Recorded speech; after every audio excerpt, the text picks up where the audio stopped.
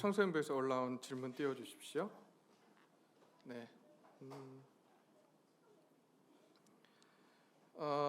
1번 룻은 왜 굳이 새벽까지 발치에 누워 있었나요? 오해할 수 있는 그런 여지가 많은 구절이죠. 네. 룻이 굳이 누워 있었던 건 아니고요. 보아스가 요청을 했죠. 왜냐하면 그 새벽 그 한밤중에 여인이 돌아다닌다라고 하는 것, 특별히 이방 여인이 그 베들레헴 지역 안에서 돌아다닌다고 하는 것은 굉장히 위험한 일이었습니다. 요즘도 밤길을 걷는 것이 그렇게 안전하지는 않은 것 같아요. 그래도 안전한 사회임에도 불구하고 밤길을 걷는 것이, 여자 혼자 걷는 것이 위험한 상황인데 이 당시에는 더 그런 것들이 심했습니다. 그러기에 보아스가 룻에게 새벽까지 발치에 누워 있으라고 한 것은 바로 룻을 보호하기 위한 요청이었습니다. 두 번째 14절에 사람의 얼굴을 알아보기 힘든 이른 새벽이라고 했는데 일은 언제부터 시작하길래 일찍 일어난 것인가? 농경사회입니다. 여러분, 농경사회에서 일은 해가 뜨기 전부터 시작을 하게 됩니다. 그래서 여러분 우리 한국교회 새벽기도회가 몇 시죠? 5시 보통 시작을 합니다. 왜 5시인가? 여러분 되게 궁금하지 않았어요? 저는 예전에 궁금했습니다. 왜 그런 거 했더니 새벽에 이제 우리가 농경사회였을 때 새벽에 일하러 나가기 전에 하나님 앞에 와서 기도하고 나가라고 5시를 정했다고 해요. 그래서 그렇다면 또 한편으로는 저희가 지금 현대 산업화된 사회에서 살아가면서 5시에 새벽 예배를 하는 것이 맞는 것인가, 이렇게 고민하는 교회들도 있습니다. 어쨌든 농경사회이기 때문에 새벽 5시부터 해 동트기 바로 전부터 일을 하기 시작을 했다고 해요. 그러면 이제 그 일을 사람들이 나와서 하기 전에, 이제 동트기 전에 사람 얼굴을 알아보기 힘든 새벽에 이제 집으로 돌아가라라고 요청을 한 것입니다. 자, 세 번째, 가득한 마음씨는 어떤 마음인가? 우리 번역본으로 하면 인애라고 하는 단어인데요. 보면 10절에 내가 베푼 인애가 처음보다 나중이 더하도다라고 하는 이 인애, 우리 개역개정 새번역에서는 가득한 마음씨라고 번역이 되어 있는데, 이 원어로는 헤세드라고 하는 단어입니다. 자비, 인애 이런 뜻이죠. 어떤 마음씨인가? 여기 보면은 인애가 전보다 나중이 더하다 이렇게 표현했잖아요. 전에 주어진 한 인애라고 하는 이 마음은, 가득한 마음씨는 바로 시모 나오미를 따라서 자기 고향 친척을 다 버리고 따라와서 시어머니를 모시고 있는 그러한 모습을 지금 이야기를 하는 거고요. 또 두 번째, 지금 오늘날 보여준 그 인애라고 하는 것은 다른 것이 아니라 사실 룻은 젊은 여인이었습니다. 그러면 자기의 욕망을 따라서 잘생기고 젊은 남자를 쫓아가는 것이 당연한데, 지금 오늘 본문은 지난주부터 해서 우리가 살펴본 바로는 지금 자기가 원하는 대로 살지 않고 시어머니와 자기 가문을 일으키기 위해서 계대 제도를 지금 이어가려고 하는 모습을 보입니다. 그래서 자기 욕망과 욕심을 따르지 않고 시므의 뜻을 따라서 그 모든 것을 해나가는 이런 마음씨를 지금 가득한 마음씨, 인애다라고 지금 표현을 해주고 있습니다. 네 번째, 지방간 중에 보아스보다 더 가까운 친척이 있나요? 라고 되어 있는데 네, 있습니다. 어떻게 아느냐? 4장 1절부터 4절까지의 말씀을 통해서 알 수 있습니다. 다음 주에 볼 말씀인데요, 거기를 참조하시면 좋을 것 같습니다. 자, 룻이 어떤 행동을 했기에 정숙한 여인이라고 했는가? 사실 현숙한 여자라고 표현을 했죠. 정숙한 여인, 이것은 다른 것이 아니라 시어머니와 함께 시어머니를 모시고 먹고 살기 위해 노동을 마다하지 않았던 그러한 여인의 모습을 통해서 이 보아스는 룻에게 현숙한 여인이다라고 칭찬을 하는 모습을 볼 수 있습니다. 11절 여섯 번째 11절에 왜 처음부터 보아스는 룻의 요구를 들어주지 않고 발치 이후에 바라는 모든 것을 들어준다고 했나? 좀 이따 설명하겠지만 방법이 잘못되었기 때문에 정도를 걸어서 그 일들을 진행해 나가겠다, 이렇게 지금 이야기를 하고 있는 겁니다. 자, 대충 답이 됐을지 모르겠습니다. 더 궁금한 거 있으면 언제든지 청소년들은 찾아오시고요. 또 우리 성도님들 중에도 궁금하신 점이 있으면 찾아오십시오. 그럼 또 함께 연구하고 함께 찾아가는 시간이 되었으면 좋겠습니다. 오늘 3장의 말씀, 2주간에 걸쳐서 사실은 우리가 침례식과 또 주의 만찬이 있어서 그 사이에 우리가 룻기를 살펴보지 못했는데요. 3주 전에 우리가 3장 1절부터 9절까지의 말씀을 살펴보았었습니다. 여러분, 질문 하나 던질까요? 사탕이 없네. 사탕이 없는데요. 없어도 질문 하나 던지겠습니다. 여러분, 혹시 2장과 오늘 룻기 2장과 3장 사이에 시차가 있어 보이십니까? 없어 보이십니까?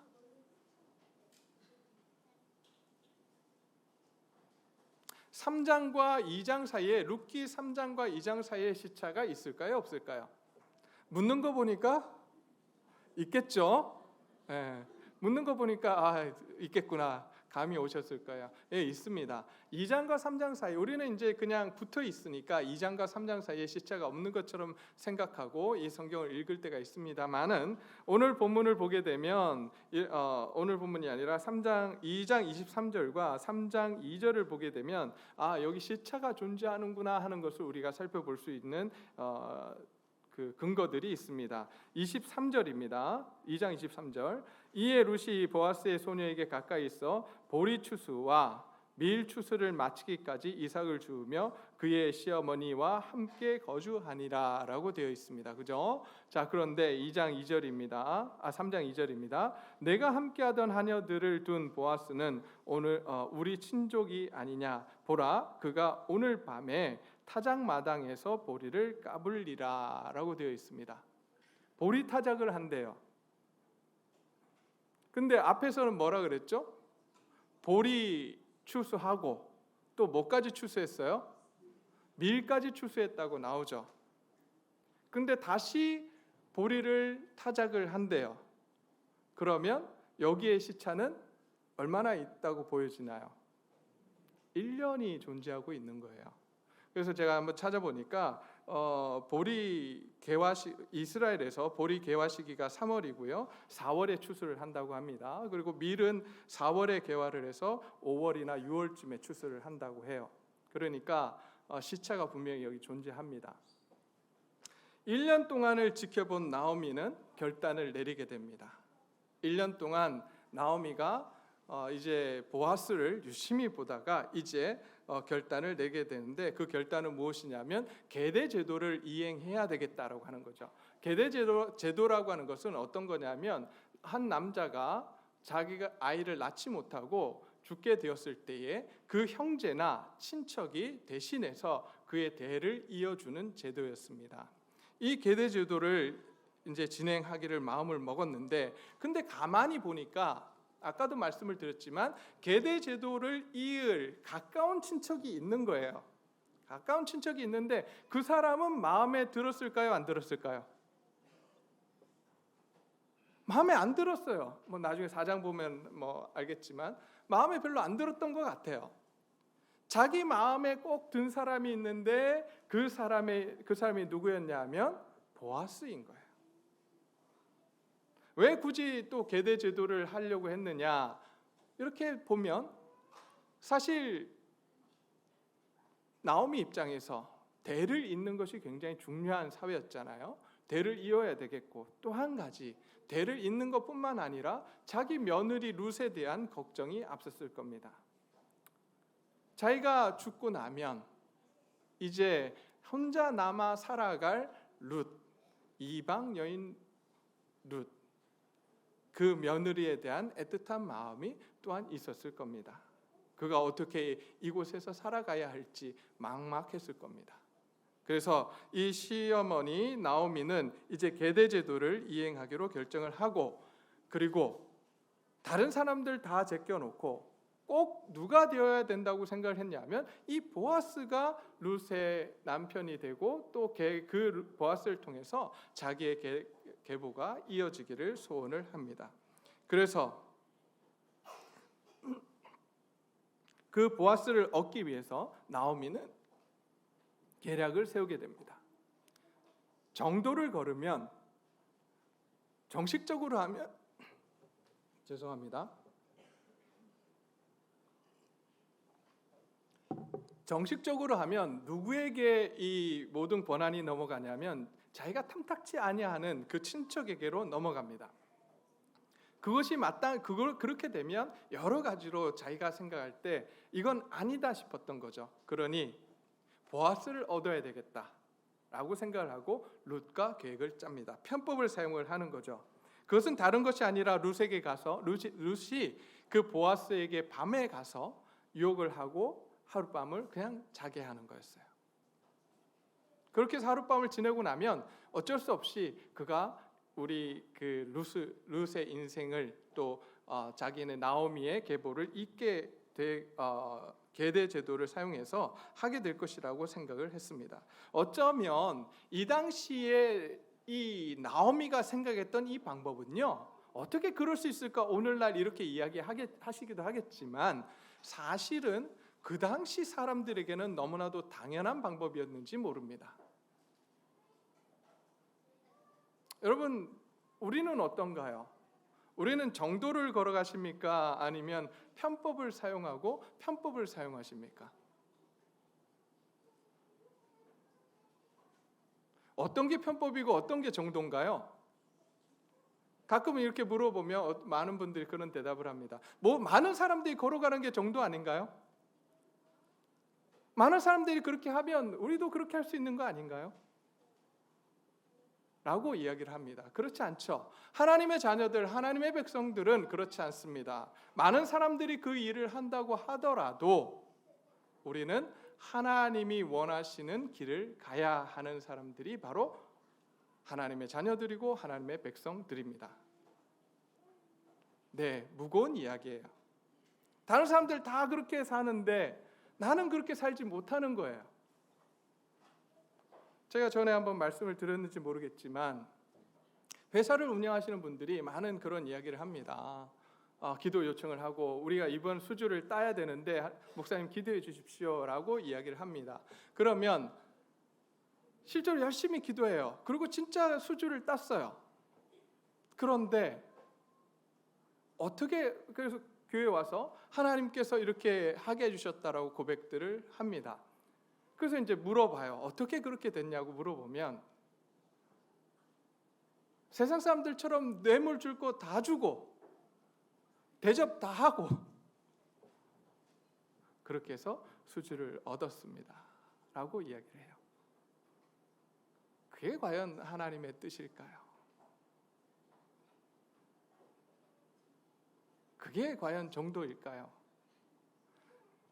물어보면 세상 사람들이 다 하는 것이니 우리도 안 하면, 우리도 그렇게 하지 않으면 그것을 얻을 수 없다고 이야기합니다. 과연 그럴까요? 어쩌면 오늘 여기 본문에 나온 나오미의 입장에서 이런 결정을 내렸던 것은 그 당시 많은 사람들이 그렇게 행하고 있었던 거예요. 자기의 유익을 위해서 자기가 원하는 그 일을 이루기 위해서는 어떠한 일을 해서라도 얻어야 된다라고 하는 그러한 생각들, 그러한 것들이 있었던 거예요. 그러기에 그것이 너무나도 당연하게 여겨졌는지 모릅니다. 그러나 하나님 입장에서는 그러지 않았습니다. 이러한 방법을 가지고 얻으려고 했던 이 나오미와 이 룻에게 하나님께서는 오히려 그것이 잘못되었다라고 하는 것을 가르쳐 주시고 은혜와 사랑을 베푸셔서 정도의 길을 걸어가게 하십니다. 그것이 오늘 본문의 이야기예요. 근데 하나님께서 어떻게 그럼 그 일들을 이루시는가? 하나님이 직접 나타나서 직접 하시는 것이 아니라 하나님은 하나님의 일을 하실 때 하나님의 사람들을 보내세요. 그 사람을 통해서 그 일들을 하시는 거예요. 오늘 본문에 나온 하나님의 사람의 이름은 누구냐면 바로 보아스입니다. 잘못된 방법을 바로 잡으시는 그 하나님, 보아스를 통해서 그 잘못된 방법을 제대로 잡아가시는 하나님, 이것이 바로 하나님께서 우리에게 허락하시는 은혜입니다. 우리가 잘못된 길을 걸어갈 때에 하나님은 우리의 그 잘못된 인생을 바로잡기를 원하세요. 어떻게 원하시는가, 어떻게 보여주시고 어떻게 잡아가시는가, 오늘 본문을 통해서 한번 보기를 소원합니다. 첫 번째로 하나님은 그렇게 잘못된 방법을 사용할 때에 야단치는 분이라고 우리는 지금까지 알고 있었을 겁니다. 잘못된 길을 가면 하나님이 제일 먼저 사용하시는 방법이 야단치는 거. 저도 그렇게 알고 자랐습니다. 그래서 주일날 예배드리지 않고 딴 데 가 있으면, 그리고 주일날, 예전에는 그 주일날 운동해서도 안 됐고요, 주일날 밥을 사 먹어도 안 됐고요, 그런 시절이 있었습니다. 지금도 그런 교단이 있습니다. 아시나요? 네, 고신이죠. 네, 그런 속에서 자라오면서 정말 그 목사님, 저희 아버지가 축구하고 오는 우리 청년들을 향해서 사랑의 말씀이셨겠지만, 축구하러 가는 사람은 다리 몽둥이 부러져라 라고 하셨을 때가 있었어요. 네. 그렇게라도 주의를 잘 지키기를 원하셨던 마음이었다라고 생각을 합니다. 근데 오늘 하나님은 저희가 알고 있는 하나님, 성경에서 그 하나님은 야단을 먼저 치시는 분은 아니에요. 제일 먼저 뭘 하시냐면 설득하세요. 네가 하나님을 잘 모르기 때문에, 내가 어떤 신인지 잘 모르기 때문에 그런 방법을 쓰고 그렇게 살아가지, 정말 나를 정확하게 안다면 너가 어떻게 그렇게 살아갈 수 있겠니? 라고 하시는 분이 우리 하나님이십니다. 어디서 그런 모습을 보이시느냐? 아브라함의 인생을 끌어가실 때 그렇게 하세요. 저와 세가족 공부를 해보신 분들은 다 아실 겁니다. 아브라함의 인생 가운데 하나님 찾아가셔서 아브라함이 잘못한 일에도 불구하고 하나님 아브라함을 야단치시는 것이 아니라 오히려 바로를 야단치시고 또 삶을 통해서 보여주시며 하나님이 어떤 분이신가 하는 것을 알려주세요. 그리고 결단하게 하시고 그 결단을 따라서 믿음의 길을 걸어갈 수 있도록 힘을 주시고 함께 해주시는 분. 그래서 아브라함이 열심히 믿어서 믿음의 조상이 된 것이 아니라 하나님의 열심으로, 하나님의 그 열심과 하나님의 은혜와 사랑으로 믿음의 조상의 자리에 올라가게 하신 분이 누구냐? 바로 하나님이세요. 오늘도 동일하게 이 나오미와 룻에게 하나님은 보아스를 통해서 보여주십니다. 여러분, 여자가 밤늦게 자고 있는데 찾아와서 그 밑에 그 겉옷을 들고 들어왔어요. 여러분, 얼마나 놀랬겠습니까, 보아스가. 그리고 평소에 룻에 대해서 좋은 생각을 갖고 있었는데 그렇게 자기와 하룻밤을 지내달라고 하는 그 여인을 보며 어떻게 했을까요? 아마 저 같았으면 두 가지 생각이 막 오갔을 것 같아요. 안아버릴까? 아니면 화를 내며 이 사람 야단쳐서 내쫓을까? 그렇잖아요. 그런데 그 두 가지 다 아닙니다. 오늘 보아스는 어떻게 이 룻을 대하는가 한번 보십시오. 10절입니다. 그가 이르되 내 딸아 여호와께서 내게 복 주시기를 원하노라. 오히려 복 받기를 빌어요. 그러면서 하는 이야기가 뭐냐면 내가 가난하건 부하건 젊은 자를 따르지 아니하였으니 내가 베푼 인애가 처음보다 나중이 더하도다라고 이야기해 줍니다. 그리고 11절에 그리고 이제 내 딸아 두려워하지 말라. 내가 내 말대로 내게 다 행하리라. 내가 현숙한 여자인 줄을 나의 백성 성읍이 다 아느니라 라고 이야기해 줍니다. 여러분, 여기서 보면 보아스가 룻에게 뭐라고 이야기하냐면 두려워하지 말라고 그래요. 이 일을 하는 것이 룻에게도 두려움이 되었다라고 하는 사실을 우리는 여기서 볼 수 있습니다. 두려워하고 있는 이 여인 룻, 만약에 보아스가 받아주지 않고 그 자리에서 소리치면서 뭐 이런 여자가 다 있어라고 이야기한다면 동네방네 소문나고 이 여자는 분명히 낙인 찍혀서 살아가야 되는 그러한 인생이었던 거예요. 근데 그렇게 대하지 않습니다. 오히려 두려워하지 말라라고 이야기합니다. 괜찮다. 지금 그 여인의 상황들을 읽어주고 있는 보아스예요. 왜 이런 일을 하는지 그 속마음을 읽어주고 그와 함께 해주는 그 사람이 바로 보아스입니다. 여러분, 근데 이 보아스의 모습은 누구의 모습이냐면 하나님의 모습이에요. 하나님은 우리의 겉모습만을 보시는 분이 아니십니다. 믿으십니까? 하나님은 우리의 겉모습, 겉으로 보이는 그러한 것을 보시는 분이 아니라 하나님은 무엇을 보신다고요? 너희의 중심, 너희의 속마음을 읽어주시는 분이 하나님이시다라고 말씀을 해주십니다. 그러기에 제가 전에도 말씀드렸잖아요. 하나님 앞에 나아가서 힘들고 어려울 때에 내가 미워 죽겠는 사람, 그 사람을 향해서 하나님 앞에서 저 사람 때려주십시오, 하나님 저 사람 망하게 해주십시오, 저 사람 죽게 해주십시오, 뭐 이런 이야기를 할 때가 있어요. 근데 여러분, 그런다고 그 사람이 죽고 망하느냐? 아니에요. 하나님 앞에서 우리가 그런 이야기를 할 때 액면 그대로 하나님이 우리의 기도를 받아주시는 것이 아니라 우리가 그런 마음을 하나님 앞에 토로할 때 하나님이 뭐라고 이야기하시냐면, 야, 네가 얼마나 힘들면 나에게 이런 이야기까지 하니? 네가 얼마나 힘들면 저 사람을 보면서 나에게 죽여달라고, 저 사람 망하게 해달라고까지 하니? 내가 너의 마음을 이해한다. 많이 아프지? 많이 힘들지?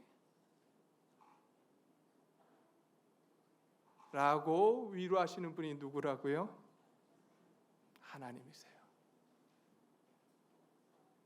오늘 우리가 그 하나님 앞에 우리의 속마음들을 내려놓기를 소원합니다.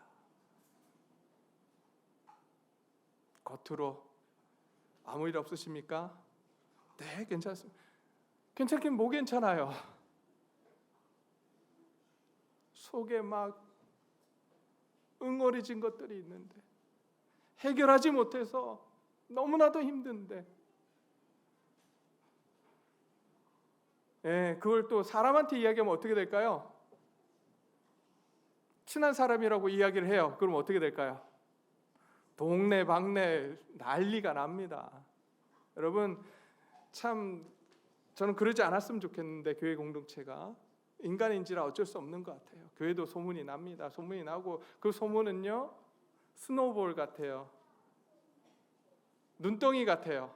처음엔 요만했는데 한 사람 건너가면 요만해지고, 또 한 사람 건너가면 요만해지고, 또 한 사람 건너가면 이만해집니다.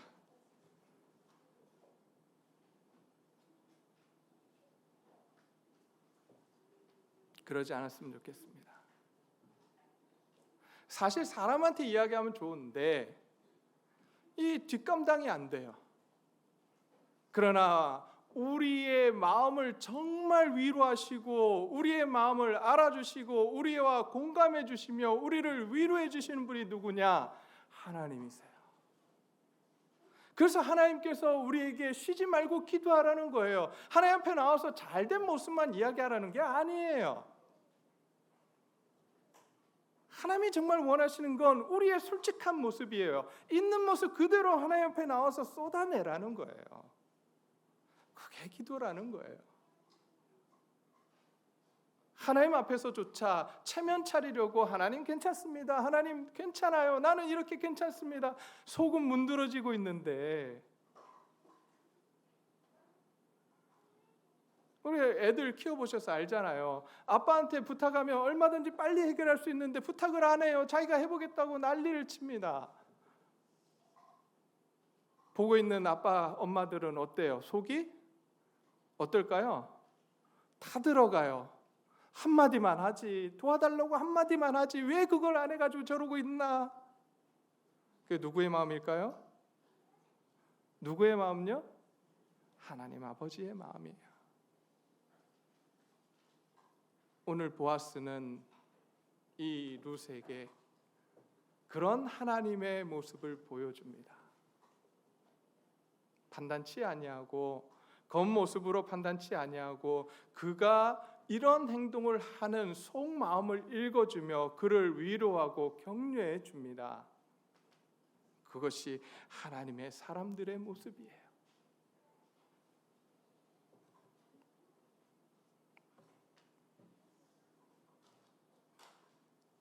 그리고 나면 어떻게 합니까? 이제 12절로 갑니다. 참으로 나는 기업을 물을 자이나 기업 물을 자로서 나보다 더 가까운 사람이 있으니 이 밤에 여기서 머물라. 아침에 그가 기업 물을 자의 책임을 내게 이행하려 하면 좋으니 그가 그 기업 물을 자의 책임을 행할 것이라. 만일 그가 기업 물을 자의 책임을 내게 이행하기를 기뻐하지 아니하면 여호와께서 살아계심을 두고 맹세하노니 내가 기업 물을 자의 책임을 내게 이행하리라. 아침까지 누워 있을지니라. 무슨 이야기를 하는 겁니까? 편법 쓰면 안 된다는 거예요. 하나님의 자녀들은 편법 쓰면 안 된다는 거예요. 정도를 걸으라는 거예요.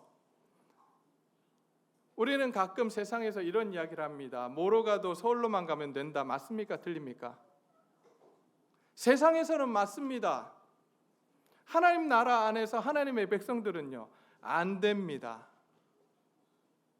안 돼요. 잘 되는 것 같죠? 그렇게 해서 될 것 같지만 결국에는 안 되는 게 하나님의 사람들입니다. 하나님의 백성이에요. 하나님이 보시는 건 뭐냐 하면 결과를 보시지 아니하시고 결과보다는 무엇을 소중하게 여기시냐 하면 과정을 소중하게 여기십니다. 그것이 하나님께서 원하시는 거예요. 이걸 알고 있었던 보아스가 이제 룻에게 이야기합니다. 정도를 걷자라고 이야기합니다. 정식대로 하자라고 이야기합니다. 편법으로 해서는 하나님이 원하시는 것이 아니라고 이야기합니다. 그 모든 일에 내가 나서서 그 일들을 진행할 테니 너는 가만히 있으라고 합니다.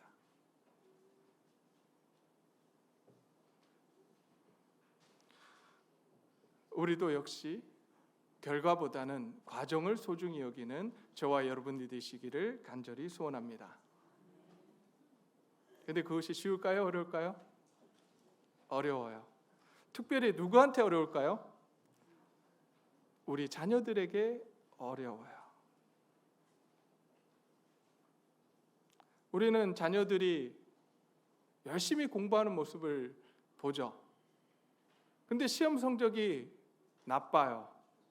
60점 받아왔어요. 그러면 우리는 뭐라 그러죠? 잘했다고 칭찬합니까? 아니면 왜 이거밖에 못 받아왔다고 야단칩니까? 네, 대답을 안 하시는 거 보니 정말 중요한 건 뭐냐? 과정이에요, 과정.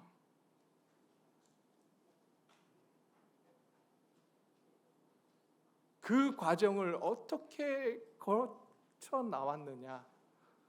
우리는 아이들을 키울 때 우리 자녀들에게 이런 과정을 소중하게 여기며 살아가기를 가르치는 저와 여러분들이 되시기를 소원합니다. 결과만 좋다고, 세상은 그래요. 결과만 봐요. 과정이 어쨌든 상관없어요. 그러나 하나님의 사람들은 아닙니다. 뿐만 아니라 이 보아스는 약한 자를 보호할 줄 아는 그러한 사람이었습니다. 아까도 말씀을 드렸지만 이 룻을 바로 떠나게 할 수 있었지만 새벽까지 있으라고 합니다. 그 당시 상황 속에서 이방 여인이 한밤중에 돌아다닌다라고 하는 것, 그것은 굉장히 위험한 일이었습니다. 그러기에 이 여인 룻에게 조금만 더 있다가 새벽에 아무도 보지 않는 상황에서 돌아가라고 이야기를 합니다. 그런데 그냥 보내지 않습니다. 자기의 약속을 분명하게 이행하겠다라고 하는 약조로 보리 6대를 주어서 보내게 됩니다. 이것이 하나님의 모습이에요. 하나님은 약한 자를 긍휼히 여기십니다. 가난하고 약하고 사회적으로 약한 자들을 긍휼히 여기시며 고아와 과부와 나그네를 돌보라고 우리에게 명령하십니다. 왜 그런가? 하나님의 그런 분이시기 때문에. 한 사람 한 사람이 하나님의 형상으로 지어졌다라고 하는 사실, 그래서 한 사람 한 사람이 그렇게 소중하다라고 하는 사실을 우리에게 말씀해 주고 있는 거예요. 저와 여러분들이 옆 사람들을 보며 그렇게 소중하게 여기는 저와 여러분들이 되시기를 간절히 소원합니다. 옆 사람이야, 죽든 말든, 옆 사람이야, 먹든 말든, 어떻게 살든지 나만 괜찮으면 되고 나만 복 받으면 되는 그러한 교회가 되지 않기를 소원합니다. 만약에 그런 교회 되면 저는 사임하고 나갈 거예요. 진짜예요. 교회 아니에요. 그건 나만 생각하는 건 교회 아니라고요. 여러분 몸이요, 우리 몸이 예를 들어서 손이 자기만을 위해서 산다고 생각해 보세요. 이상한 존재가 되지 않을까요? 눈이 온 몸을 위해서 존재해야 되는데 눈이 자기만을 위해서 산다고 생각해 보세요. 나는 내가 볼 것만 볼 거야. 말이 안 되잖아요. 하나님께서 교회를 말씀하실 때 그리스도의 몸이라고 말씀하셨습니다. 저와 여러분들은 그래서 서로를 위해서 살아가야 합니다. 서로를 돌보며 서로를 위해서 살아가야 돼요. 그것이 진정한 교회 공동체입니다. 근데 한 가지 궁금해졌어요. 하나님께서 하나님의 모습을 보여주시며 룻을 그리고 이 나오미를 하나님이 어떤 분이신지를 가르쳐주고 계시는데, 아니 보아스는 이걸 어떻게 배웠지? 나도 이렇게 보아스처럼 멋진 사람이 되고 싶은데 아니 보아스는 도대체 이런 모습을 어떻게 갖게 되었을까요? 어떻게 갖게 됐을까요? 단서가 하나 있습니다. 그 단서는 어디냐면 4장 20절 21절 한번 볼까요? 4장 21절, 룻기 4장 21절입니다. 살몬은 보아스를 낳고 보아스는 오벳을 낳았고 라고 되어 있습니다. 여기서 이름이 뭐라고요? 살몬. 보아스의 아버지가 누구라고요? 살몬. 살몬의 아내 이름은 뭘까요? 누가 대답하셨는데, 마태복음을 가게 되면요, 마태복음을 가게 되면 마태복음 1장 5절을 가게 되면 거기에 누구라고 나오냐면 라합이라고 나옵니다. 살몬은 마태복음에 나오네요. 살몬은 라합에게서 보아스를 낳고 보아스는 룻에게서 오벳을 낳고. 그러니까 보아스의 어머니가 누구예요? 라합이에요. 여러분, 라합은 어떤 사람이었습니까? 이방 여인이었습니다. 이방 여인일 뿐만 아니라 기생 라합이에요. 기생이었어요. 어쩌면 여러분, 라합이 그 성벽 끝에 살았잖아요. 그 당시에 성벽 끝에 살았다라고 하는 건 어떤 이야기를 하고 있는 거냐면 그 집은 여관이었다라는 이야기를 합니다. 그 나그네들이 묵는 곳이었어요. 여러분, 나그네들이 묵는 곳이 어떤 곳이었냐면 창녀들이 사는 곳이었어요. 그러니 다시 이야기하면 창녀 겸 포주였을 가능성이 굉장히 높습니다. 그게 누구라고요? 라합이에요. 그런데 이 여인 라합이 하나님을 두려워합니다. 여리고성에 있는 모든 사람들이 하나님 앞에 나오지 않습니다. 내 생명을 구해달라고 하나님 앞에 나오지 않는데 단 한 여인 라합이 정탐꾼들을 숨겨주며 하나님에 대해서 내가 들었다. 그 하나님이 정말 두렵고 떨리는 하나님이니 그 하나님 앞에 내 생명을 맡기길 원한다. 구해달라고 요청을 합니다. 아무도 하나님에 대해서 두려워하지만 하나님 앞에 나올 줄 몰랐고 하나님을 두려워해도 자기네 성이 무너질 거라고 생각하지 않았습니다. 그런데 한 여인 라합은 하나님께 나아갑니다. 그 여인의 아들이 누구라고요? 보아스예요. 믿음의 여인 라합의 아들 보아스. 그러니 그 공동체 안에 들어와서 하나님에 대해서 얼마나 가르쳤겠습니까? 그런데 재밌는 사실은요, 이방 여인 라합이 공동체 안에서 살아갈 때에, 베들레헴에서 살아갈 때에, 유대인 공동체 안에서 살아갈 때 어떤 대우를 받으며 살아갔을까요? 여러분, 우리는 굉장히 순진하게 아주 잘 살아갔을 거라고 생각을 합니다. 그렇지 않아요.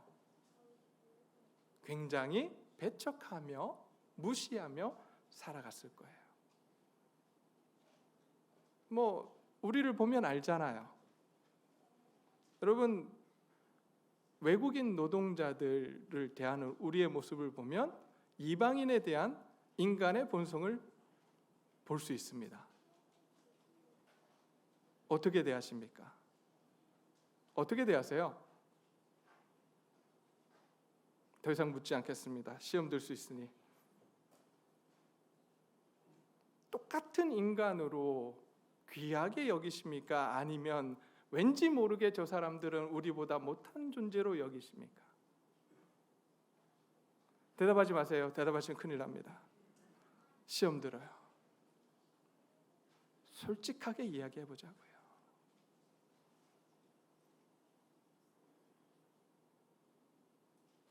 그게 인간의 본성이에요. 그런데 그 모습을 고스란히 누가 보고 자랐어요? 누가 보고 자랐죠? 보아스. 그러면서 라합이 교육시켰을 거예요. 이방 여인을 어떻게 대해야 하는지, 하나님의 눈에 이방 여인이 어떻게 대해져야 하는지, 고아와 과부와 약한 자들 향해서 어떻게 대해야 하는지 이 라합은, 어머니 라합은 보아스에게 가르쳤을 겁니다. 결국 성경은 우리에게 이야기합니다. 정말 하나님을 제대로 알게 하기 위해서 부모의 교육이 필요하다는 거예요. 여러분, 오늘 우리 자녀들이 하나님을 예배하기를 소원하십니까? 정말 하나님께 잘 예배하기를 소원하세요? 그렇다면 여기 앉아있는 저와 여러분들이 오늘 이 시간, 이 말씀을 들을 때, 기도할 때, 찬양할 때 우리는 하나님 앞에서 최선을 다해야 됩니다. 아이들이 보고 있어요. 옆에서 보고 있다고요. 다 보고 있다고요. 아버지 졸고 있구나. 아버지 기도하는데 졸고 있구나. 나도 졸아도 되겠네. 여러분, 우리 아이들한테 뭘 가르치고 싶으십니까? 정말 이 세상에 단 하나 가르쳐야 된다면 그것 하나님 아니겠어요? 하나님 한 분을 가르칠 줄 아는 저와 여러분들이 되시기를 원합니다. 그러기 위해서는 우리가 우리의 삶 속에서 만난 하나님을 보여줘야 합니다. 어떻게 예배드려야 되는지, 어떻게 기도해야 되는지, 그분을 어떻게 찬양해야 되는지 직접 보여줘야 돼요. 라합이 보아스에게 가르쳤던 것처럼 보이며, 그의 삶을 통해서 보이며 가르쳤던 것처럼 보여줘야 합니다. 가르쳐야 합니다. 기도해야 합니다. 기도하는 자의 자녀는 망하지 않습니다. 결국 이 보아스를 통해서 하나님이 일하십니다. 하나님의 모습을 보여주시고 이 보아스를 통해서 다윗이라고 하는 성군이 나오도록 하나님이 일하세요. 저와 여러분들의 삶이 그렇게 되기를 소원합니다. 우리의 삶을 통해서 하나님이 드러나시고 하나님의 사랑과 은혜가 주위 사람들에게 나누어지며 그 사랑을 받은 모든 사람들이 하나님을 찬양하는 놀라운 일들이 일어나기를 소원합니다. 그리고 내 자녀들을 통해서 하나님께서 놀라운 일들을 이루어 가시기를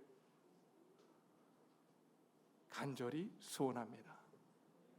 그런 교회 되기를 소원합니다. 오늘 이 시간 하나님 앞에 나아가기를 소원합니다.